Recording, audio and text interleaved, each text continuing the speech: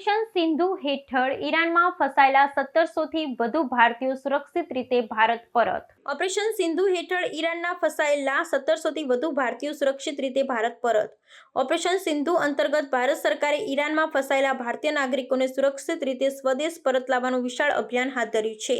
Iran અને Israel વચ્ચે વધતા યુદ્ધ સંકટ અને હવાઈ હુમલાઓ વચ્ચે ભારતીય નાગરિકો, ખાસ કરી વિદ્યાર્થી અને યાત્રાળુઓ માટે સ્થિતિ અત્યંત અનિશ્ચિત બની હતી.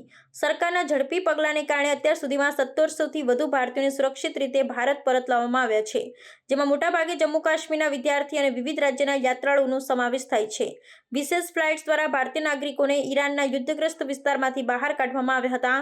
તાજેતરમાં જ 285 ભારતીય નાગરિકો મશહદથી દિલ્હી પહોંચ્યા હતા, જેમાં 200થી વધુ વિદ્યાર્થીઓનો સમાવેશ થાય છે. આ તમામ લોકો ભારત પહોંચતા સરકાર અને દૂતાવાસના અધિકારીઓનો આભાર માનતા જોવા મળ્યા હતા. ઘણા વિદ્યાર્થીઓ અને યાત્રાળુઓએ જણાવ્યું કે ઈરાનમાં તેઓ સતત ભય અને અનિશ્ચિતતામાં જીવતા હતા, પરંતુ ભારત સરકારના પ્રયાસોથી હવે તેઓ સુરક્ષિત અને નિર્ભય અનુભવે છે. ભારત સરકારે ઓપરેશન સિંધુ શરૂ કરી માત્ર પોતાના નાગરિકોને જ નહીં, પરંતુ નેપાળ અને શ્રીલંકા જેવા દેશના નાગરિકોને પણ મદદ કરી છે.